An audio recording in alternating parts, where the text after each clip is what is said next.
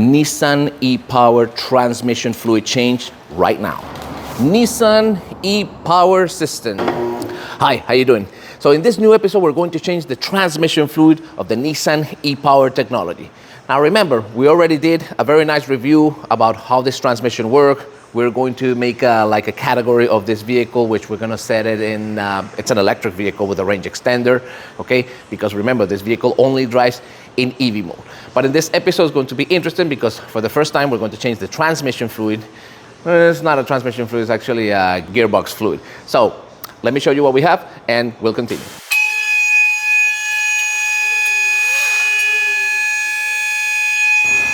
So under the Nissan e-power system, the first components that we're going to see is this tiny three-cylinder 1.2 liters internal combustion engine, and this monster, that is the transmission. But for e-power, remember that this transaxle is completely different. We only have this sandwich transfer case that is just a gearbox. And then we have one and two electric motors, huge electric motors. Let me show you. Right, so we're looking at the e-power system here. This is the sandwich gearbox system here. And this is the MG1 and MG2 motors. Both of them are cooled by liquid coolant. The MG1 basically assists with the electricity to drive MG2. That's correct. Yeah. And then of course the big motor generator number 2, that monster over there, yes. That drives the vehicle. With a lot of power, by the way. If you want to compare the driving system of the Nissan e-power to Toyota, this one accelerates twice. So what we're going to do, we're going to change the transmission fluid. But where is the transmission fluid? Let me show you. So because we have 1 and 2 huge external electric motor, the ones we're going to change is the transfer case, which we have over here, the draining hole, and over here to top it up. So let's open up this 10 millimeter. How much transmission fluid does this e-power transmission take? I'll show you. There.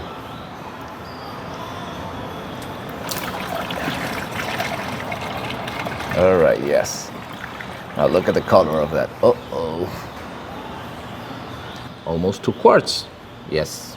My only question is, why is it so dark? We will answer that. What I really wanted to share with you guys is that this transmission fluid should be changed a little more often than what you think. The reason is because remember, you have 2 huge electric motors that produces a lot of mechanical stress. So inside this transfer case is just gears, nothing more than that. And this is what happened. Look, this is tiny little metals over here that accumulates over time. So you need to change this transmission because there's a lot of torque and a lot of power. So this is from the bottom and this is the one from the top and still has tiny little metal debris.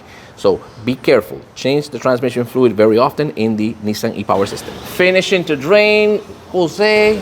What type of oil are you going to use in the Nissan e-power system? Well, in this case, we're going to use S6 ATFX Spirax from Shell. But what is this? This is actually a premium full synthetic automatic transmission fluid that you can clearly see. Nissan Matic C, D, J, K, and S Matic, which is the one that originally this one used.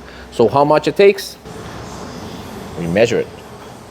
Practically 2 quarts. You can't make it more simpler than that. Now we finished the drain. We got it clean. Yep. That's what I call metal dust.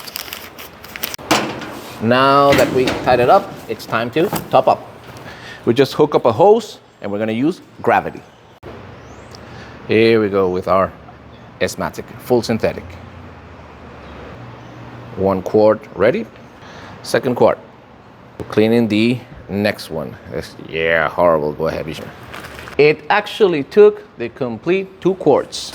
So as you guys can see, changing the transmission fluid is super easy to the Note e-power or any Nissan e-power because they're practically all the same. So if you want to learn more, stick around for more tips.